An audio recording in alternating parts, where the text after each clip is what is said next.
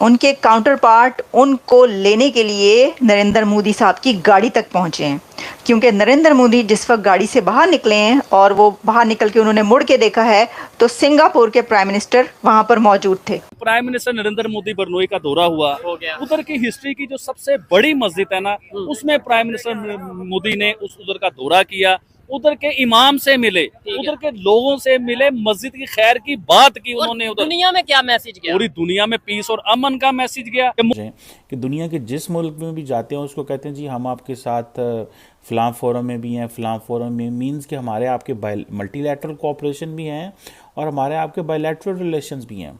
Islamic world में, Islamic countries में मंदिर क्यों बनाए जा रहे हैं? जहां पर मोदी साहब विजिट करते हैं वहां पर मंदिर बनाए जा रहे हैं, जहां पर इंडियंस बहुत ज़्यादा जो है जिनकी पॉपुलेशन पाई जाती है वहां पर मंदिर बनाया जा रहा है, और ये इस्लामिक वर्ल्ड में है। अगर ये चाइना जो है वो आसियान में बड़ा घुस चुका हुआ है।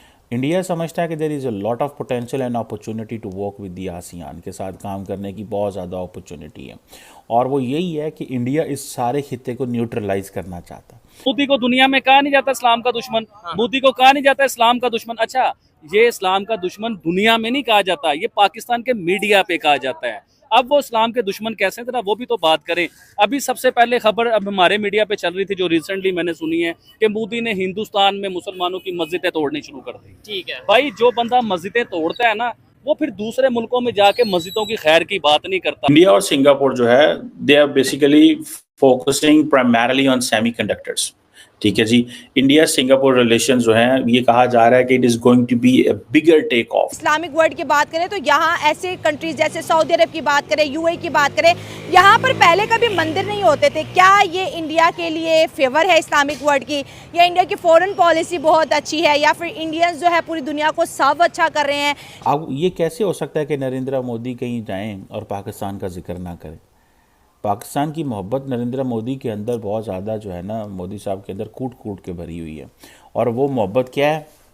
वो मोहब्बत ये है कि जनाब दोनों मुल्कों ने टेररिज्म को और इसकी तमाम शक्लों को और तमाम अंदाज से कंडेम किया और कहा कि किसी की टेरिटरी इस्तेमाल नहीं होनी चाहिए। आपने सुना होगा कि मुसलमान कंट्री मलेशिया के प्राइम मिनिस्टर आते हैं हिंदुस्तान, बहुत अच्छे तल्लकात बताते हैं। वो कहते हैं हिंदुस्तान का कल्चर हमें बड़ा पसंद है। उन्होंने तो एक गाना भी शायद वो कहते हैं कि हमारे मुल्क के बीच में हिंदुस्तान की मूवीज देखी जाती हैं और हमारे लोग हिंदुस्तान के गाने सुनते हैं। इवन के उन्होंने खुद गाना सुनाया, वो वाला मुझे याद आ गया, दोस्त ना रहा, ये बड़ा मशहूर है, अमिताभ बच्चन का मेरे ख्याल से।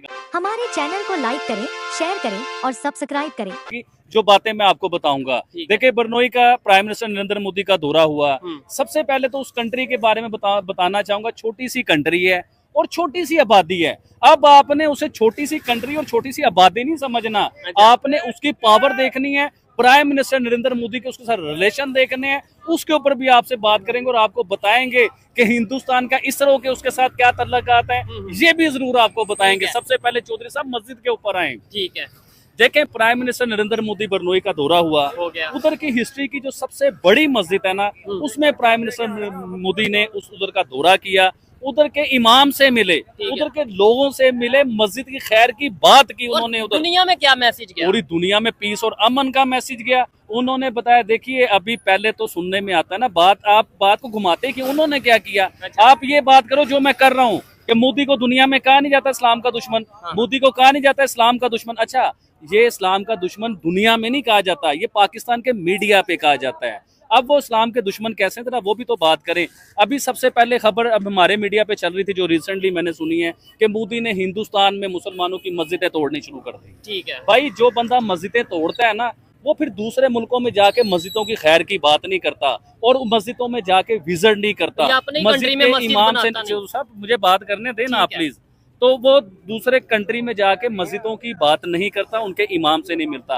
अब आए हिंदुस्तान में, आपको याद होगा कि इसके ऊपर हम लोगों ने एक वीडियो की थी कि हिंदुस्तान की हिस्ट्री की सबसे बड़ी मस्जिद प्राइम मिनिस्टर नरेंद्र मोदी हिंदुस्तान में बनवा रहे हैं। दुनिया का सबसे बड़ा कुरान पाक उस मस्जिद में रखा जा रहा है। इमाम काबा उसकी ओपनिंग सेरेमनी में आ रहे हैं।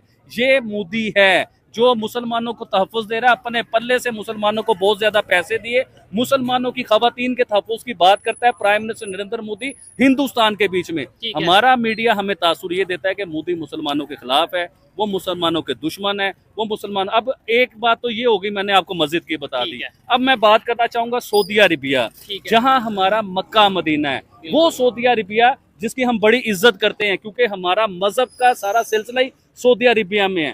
तो उनके प्रिंस जो हैं, सलमान प्रिंस सऊदी अरेबिया के, वो हिंदुस्तान के साथ अच्छी दोस्ती रखते हैं। वो हिंदुस्तान प्राइम मिनिस्टर मोदी को मिलने आते हैं, तजारत के मामलात होते हैं। हमारे मुल्क के इतने रिजर्व नहीं है जितने उनके साथ ट्रेड होती है हिंदुस्तान की। सऊदी अरेबिया की बात बता रहा हूँ, जहाँ पे हमारा मक्का मदीना है। उसके बाद आपको रिसेंटली अभी कुछ दिन पहले आपने सुना होगा कि मुसलमान कंट्री मलेशिया के प्राइम मिनिस्टर आते हैं हिंदुस्तान, बहुत अच्छे तल्लकात बताते हैं। वो कहते हैं हिंदुस्तान का कल्चर हमें बड़ा पसंद है। उन्होंने तो एक गाना भी शायद वो कहते हैं कि हमारे मुल्क के बीच में हिंदुस्तान की मूवीज देखी जाती हैं किया, और साथ ही ढोल वहां पर मौजूद था। ढोल बजा के उन्होंने नरेंद्र मोदी साहब का जो है वो वेलकम किया। तो जाहिर है कि जब इंडियन डायस्पोरा वहाँ पर मौजूद है तो अपने लोगों के साथ मिलकर उन्होंने वहाँ पर ढोल बजाया, मतलब कोशिश की है। मैंने ये देखा है कि जब किसी कंट्री का कोई प्राइम मिनिस्टर या वो पहुंचता है, मसलन जब हम पाकिस्तान की बात करते हैं, पाकिस्तान का कोई प्राइम मिनिस्टर शहबाज शरीफ या जब वो दूसरे कंट्रीज़ में पहुंचते तो उसी कंट्री के जो लोग हैं वो अपना ट्रेडिशनल डांस, ट्रेडिशनल सॉन्ग्स और वो सब पेश किया जाता है। इंडिया के प्राइम मिनिस्टर जब किसी कंट्री में पहुंचते हैं तो इंडिया का डायस्पोरा हर कंट्री में इतना एंथुजियास्टिक है, इतना पावरफुल है कि वहाँ पर इंडिया के ही ट्रेडिशनल डांस और सॉन्ग्स पेश किए जा रहे होते हैं। और दूसरा एक और बात इसके अंदर शायद ये वजह भी है कि क्योंकि इंडिया के ट्रेडिशंस इतनी पावरफुल हैं, इतनी उनका कल्चर इतना रिच है कि उनको किसी और की वहाँ की ज़रूरत नहीं पड़ती, वो खुद आकर अपना जो है वो पेश करते हैं। अब वहाँ पर मैंने देखा सिंगापुर में जो लड़कियाँ हैं वो इंडियन भी और वहाँ की सिंगापुरियन लड़कियाँ भी थी, जिन्होंने वही इंडिया का कथक डांस वाला वही ड्रेस पहना हुआ था, ट्रेडिशनल ड्रेस, और बड़ा खूबसूरत जो है वो रक्स पेश कर रही थी वहाँ पर, और वो सिंगापुरियन भी थी, लेकिन रक्स वो पेश कर रही है भारत का। तो इससे पता चलता है कि जो ये इंडिया की रीच जो है कल्चर की, सॉफ्ट पावर की, कहाँ कहाँ तक है। तो फिर मोदी साहब ने भी बीच में उन्होंने कहा हम भी ढोल बजाते हैं, उन्होंने भी थोड़ा सा ढोल बजा के जो है वो अपने कल्चर को थोड़ा इन्हांस किया है। अच्छा जी, अब हम बात करते हैं कि इंडिया का सिंगापुर में, वैसे तो ये पूरा विजिट ही हमने इसकी जो सिग्निफिकेंस है उसके ऊपर बात की, लेकिन सिंगापुर आप समझ लें दुनिया का 7 to 10% चिप सेमीकंडक्टर बनाता है, यानी इतना बड़ा कंट्रीब्यूशन है उसका। एक तरफ ताइवान है जिसका 37 to 40% कंट्रीब्यूशन है दुनिया के लिए, और बाकी जो चिप सेमीकंडक्टर है वो चाइना और ईस्ट एशिया के पास है। वो बहुत बड़ी तादाद में सेमीकंडक्टर बनाते हैं, मोनोपोली जिसको कहा जाता है ना। तो जो सिंगापुर है वहाँ पर इंडिया के प्राइम मिनिस्टर के डायलॉग में एक हमारे चैनल को लाइक, शेयर और सब्सक्राइब करें।